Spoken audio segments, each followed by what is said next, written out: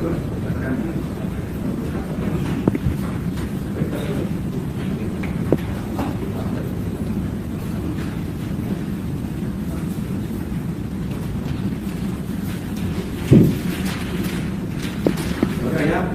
kuasanya hadir, tapi sudah tadi.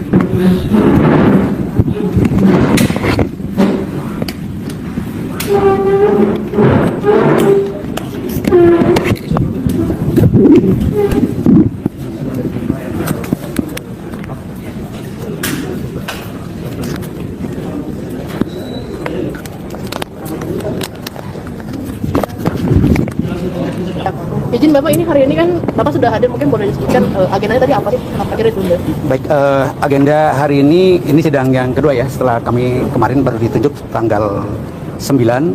Agenda hari ini adalah pemeriksaan kelengkapan kami sebagai kuasa hukum tergugat 1. Tapi Bapak ini statusnya apakah pengacara negara dari jaksa ke jaksa atau seperti apa? Bukan, kami pengacara profesional pribadi. Berarti udah pribadi, Udah pribadi, kami mewakili Gibran Raka Buming Raka. Penerimaan surat kuasanya itu per kapan Pak? Tanggal 9. Kuasa langsung dari Pak Gibran? Betul, kami terima kuasa langsung dari Pak Gibran. Mungkin boleh disebutkan. Gimana Pak?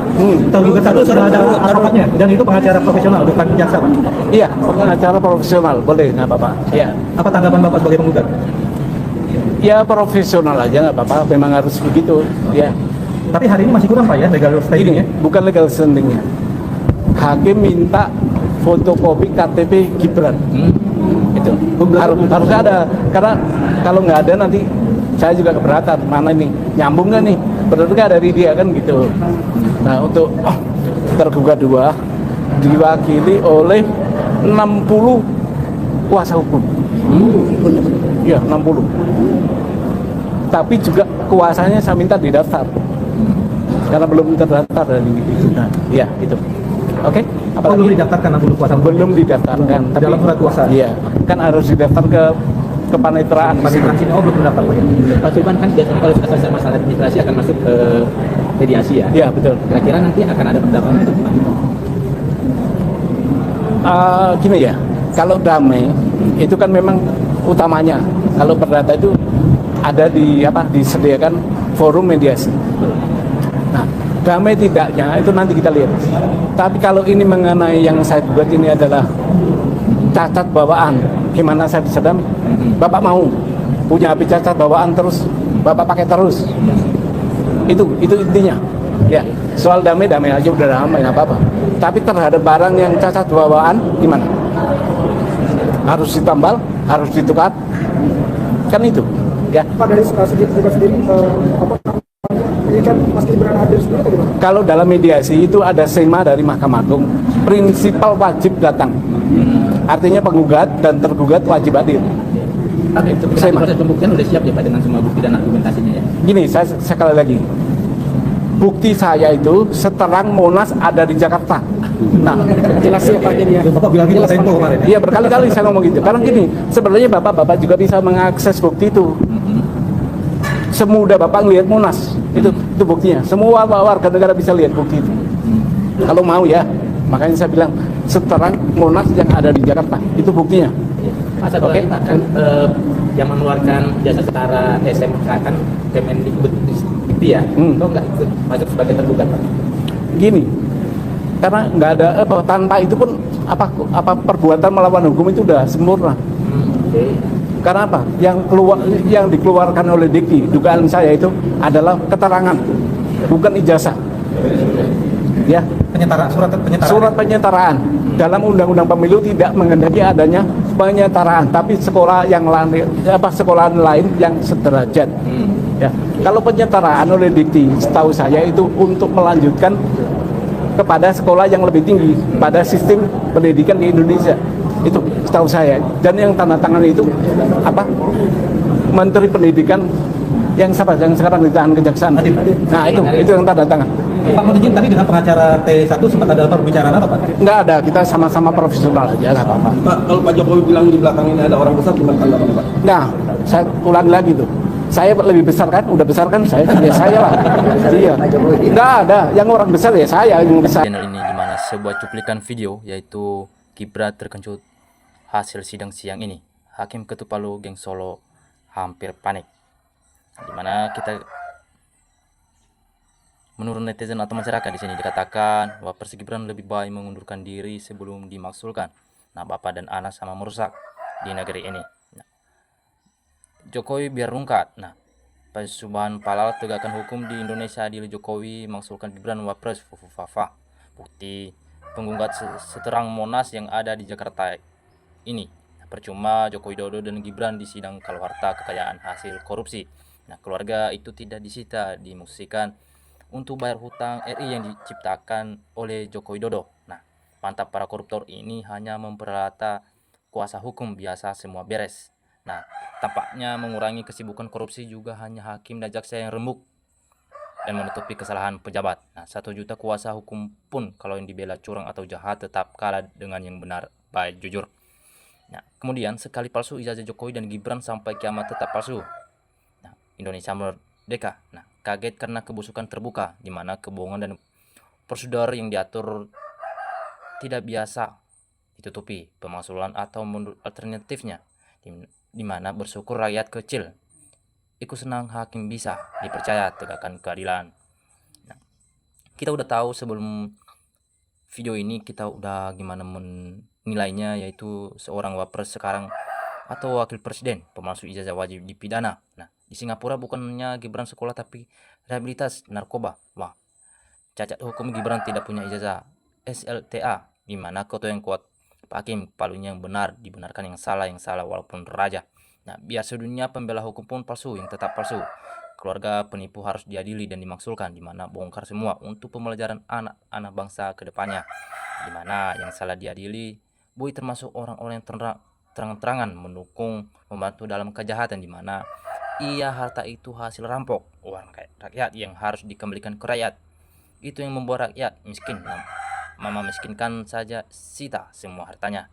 Nah, sebanyak Listio Sigit, Kapolva, Metro, para penyidik, jaksa-jaksa dan hakim-hakim serta para termul yang pengangguran berat dan tidak bisa kerja untuk menghidupi anak dan istrinya.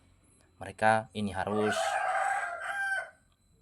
disumpahi bala kalau mereka ini dibayar oleh Jokowi. Nah, Pak Hotman Parsis tolong ini berlarut-larut, nggak ada yang bisa mengatasi ijazah palsu dan ijazah Gibran. Itu pun kalau cuma SMA yang itu jadinya blow on semua. Nah, semua lembaga sudah masuk lingkungan termul tanpa kecuali. Nah, Jokowi dan anaknya sama-sama pembohong dan perusahaan negara, di mana ampun deh ternak pembohong. Nah, masih ada hakim yang jujur, mantap.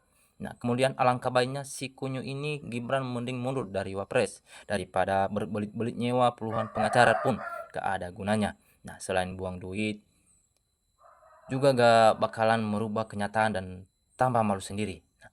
Mumpung belum terlalu jauh merembet kemana-mana, sebanyak mundur lalu minta maaf kepada seluruh rakyat Indonesia selalu atau selesai masalahnya.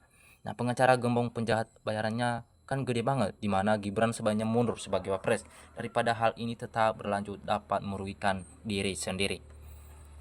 Nah, kemudian di sini dikatakan kaget karena kebusukannya terbuka, semua dirubah sama Jokowi. Nah, yang jujur jadi nggak jujur, yang maling jadi dilindungi, yang korban jadi tersangka, undang-undang dirubah. Dikira Jokowi mau hidup seterusnya kali. Nah, wah, mau dibawa kemana? NKRI dipimpin Wapres, narkoboy mau bubar tahun 2030 seperti ucapan Pak Prabowo, dimana mau kapan lagi, cepat selesaikan sekarang, rakyat sudah tak sabar. Nah, baru ada ya mantan presiden digugat ijazahnya, dan ada lagi Wapres aktif juga digugat ijazahnya, gimana negeri Konoha ini ya.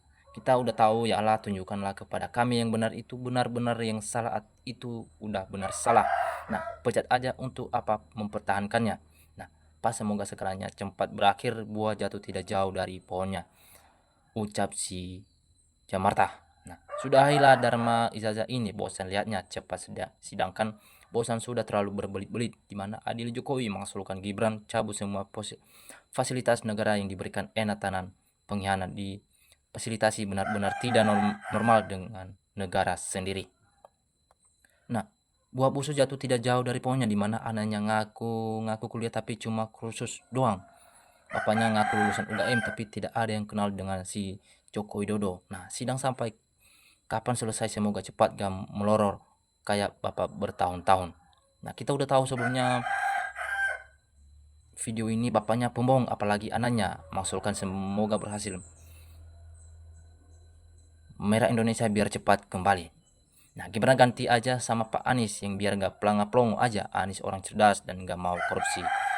Nah, Gibran aja gak malu ijazah SMP di Wapres. Hancur Indonesia ini, manusia tak bermoral. Akhir zaman yang berkhianat, pendusta dipercaya, dan kalau yang hanya benar, yang jujur, yang adil tidak ditegakkan. Maka yang batahil, yang salah, pendusta, yang dizolim, yang berkuasa. Ngeri sekali teman-teman. Mau bagaimana lagi jika negara melindungi kalfannya diisi dari orang-orang leceh? Kalau benar pemimpin negara Indonesia diisi oleh orang-orang leceh, tidak dibongkar atau diadili sekarang juga, nanti selanjutnya negara ini akan dibuat main-main oleh orang-orang leceh. Nah, Mulyono dan keluarganya penuh dengan kepalsuan. Nah, rakyat ditipu dengan sembako sudah hilang. Pikir Watuka. Banyak sekarang hasilnya baru kita rasakan. Nah, rakyat lebih mendukung membahas masalah Wapres daripada ijazah palsu Jokowi vs RRT. Nah, rakyat melihat dan ada permainan politik untuk menunda membuka kasus lain yang terjerat hukum yang lebih berat seperti korupsi dan kriminal.